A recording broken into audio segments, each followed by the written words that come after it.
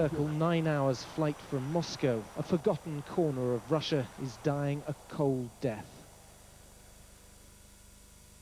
For hundreds of ice-bound villages, hunger and desperation have arrived with the winter snow. Already whole settlements have been abandoned to the elements, victims of a bankrupt government thousands of miles away. There is no money in this region and no prospect of any. Those left behind are little more than slave laborers. The Soviet dream of taming the Arctic lies in ruins.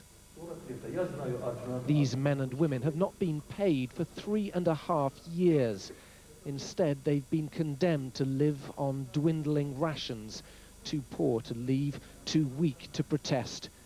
In a final gesture of despair, they've begun a hunger strike, but it's a cry in the wilderness.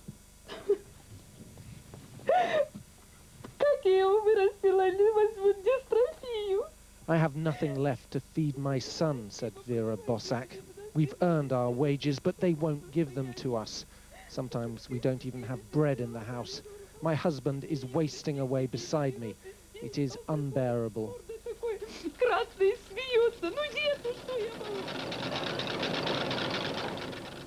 The hunger strikers work at this ancient heating plant. A few men have stayed behind to feed the furnace in 12-hour shifts. Without it, the village would freeze within hours. These people were lured to the far north by the communist authorities with big salaries and early retirement. Whole towns were built in the Arctic tundra. Now they've become prisons. It's worse than jail, said this teacher. In Stalin's time, they used barbed wire and dogs to guard the camps. Now they just refuse to pay us. We can't afford to leave. The local governor flies around offering sympathy, but little else. The central government has, he says, turned its back on the region. It's minus 35 degrees centigrade. There can be few places on Earth more remote or more wretched. This town was once an impressive symbol of Soviet determination. Today, it's a bleak example of the collapsing Russian state. Andrew Harding, BBC News in the Russian Arctic. It's been another poor day for England's cricketers at the start of the third test against Australia in Adelaide. After losing the toss, England had to... Shackleton had planned to cross Antarctica via the South Pole, but his ship, the Endurance, became trapped in pack ice. Despite the desperate attempts of the crew to free her, they were forced to abandon ship and watched helplessly as it was crushed to pulp. So began one of the most remarkable tales of survival and endurance. It was captured on film by the expedition's intrepid Australian cameraman, Frank Hurley, whose work has been painstakingly restored more than 80 years after it was first shown. No film in the history of filmmaking went through what this film did. Fortunately, the films were in lead-lined cans in a refrigerator.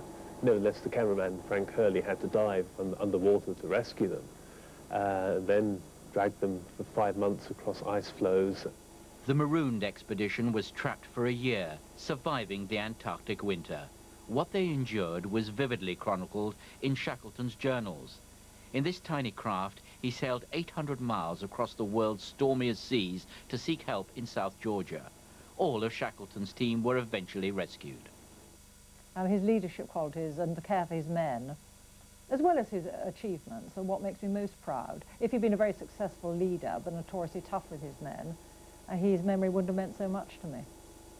Shackleton's expedition may not have succeeded, but his heroic efforts to save his men have been recorded for posterity and may now form the basis for a Hollywood epic.